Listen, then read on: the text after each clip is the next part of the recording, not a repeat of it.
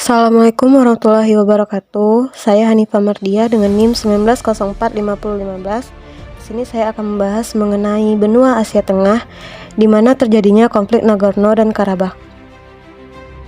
Adapun pembahasan saya pada materi kali ini, yang pertama profil Nagorno-Karabakh, yang kedua penyebab konflik Nagorno-Karabakh, yang ketiga upaya penyelesaian konflik Nagorno-Karabakh, dan yang keempat dampak dari konflik Nagorno-Karabakh.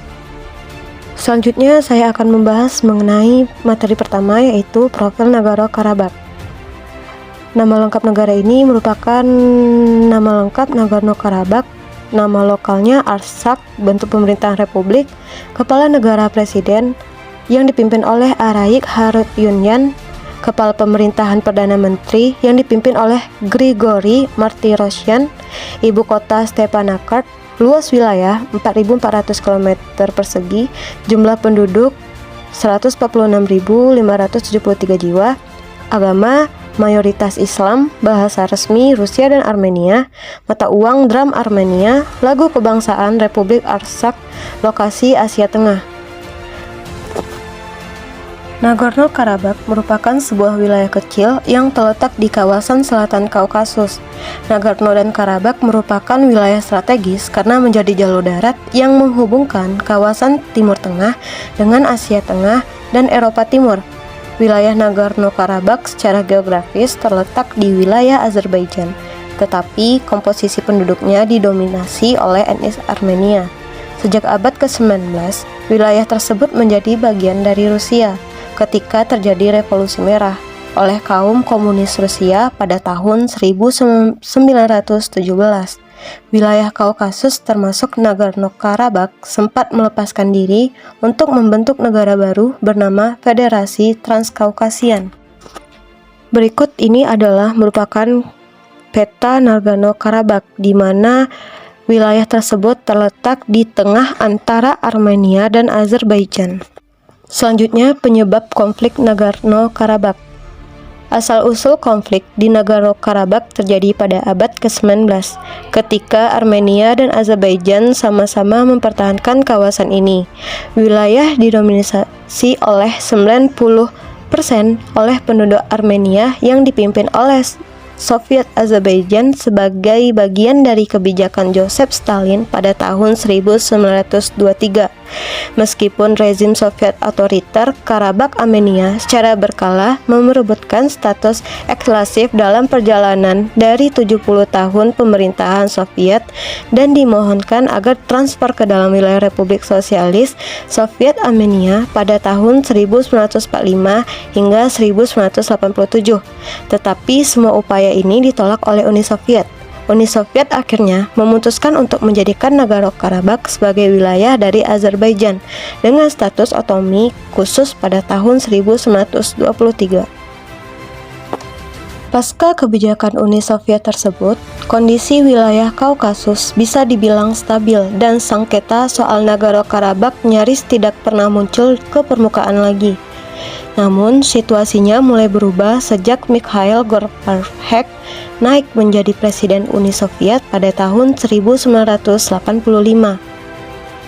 Ia mulai memberikan kebebasan pada masing-masing wilayah Uni Soviet untuk menentukan masa depannya sendiri, dikenal sebagai kebijakan Glasnost dan Perestroika.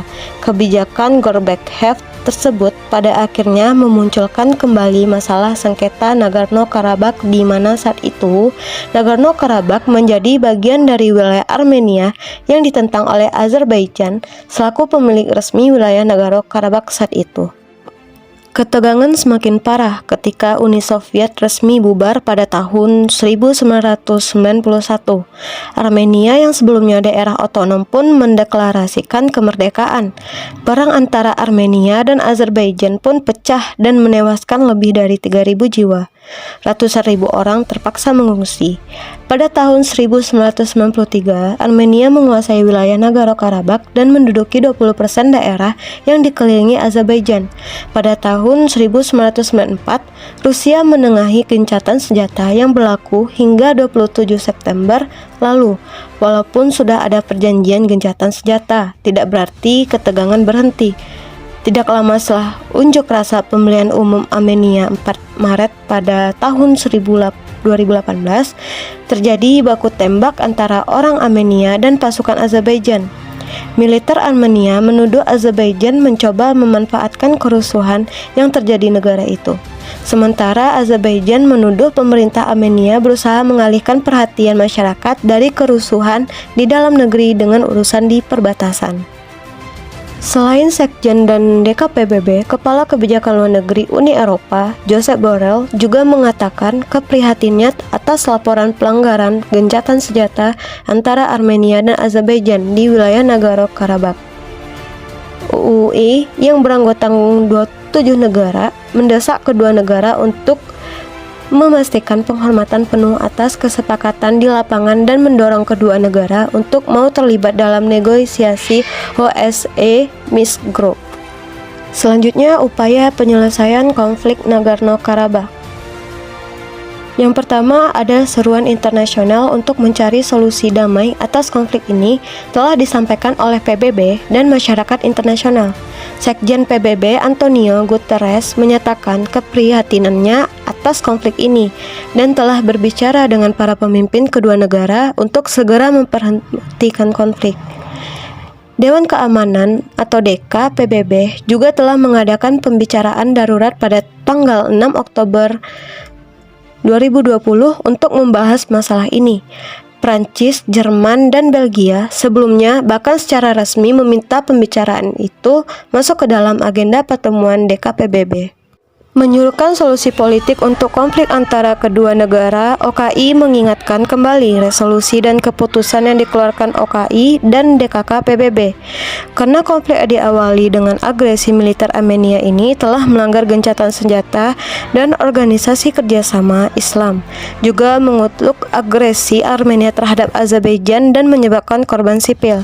Amerika Serikat juga berkomitmen untuk membantu mencari solusi damai. Kementerian Luar Negeri Amerika Serikat meminta kedua negara segera mengakhiri konflik. Adapun dampak dari konflik Nagorno-Karabakh. Pada gambar pertama terdapat gedung apartemen yang diduga rusak akibat penembakan di kota utama Stepanakert di wilayah Nagorno-Karabakh. Selama pertempuran yang sedang berlangsung antara Armenia, Azerbaijan atas wilayah yang disengketakan. Pada gambar kedua, terdapat sebuah tank Azerbaijan yang hancur akibat serangan militer Armenia. Pada gambar ketiga, terdapat kehancuran setelah perkelahian di Republik Nagorno-Karabakh di perbatasan Armenia dan Azerbaijan. Pada gambar keempat, Armen Muradyan, Menteri Kesehatan Armenia yang bekerja sebagai dokter sukarela di Nagorno-Karabakh, menerangkan banyak warga sipil yang dirawat karena luka pecahan peluru. Daerah itu kekurangan sumber daya, katanya, dan membutuhkan lebih banyak persediaan medis serta dokter. Dapat disimpulkan bahwa konflik antara Armenia dan Azerbaijan di wilayah Nagorno-Karabakh ini telah berlangsung lama dan belum mendapatkan solusi damai. Konflik ini berdampak negatif bagi dunia internasional karena lokasi koridor pipa yang membawa minyak dan gas ke pasar dunia, serta dapat mengganggu stabilitas keamanan kawasan. Kendati demikian, untuk mencegah konflik semakin memanas, baik organisasi maupun masyarakat internasional hingga kini masih berupaya mencari solusi damai dengan meminta pemimpin kedua negara kembali terlibat dalam negosiasi OSCE Minsk Group.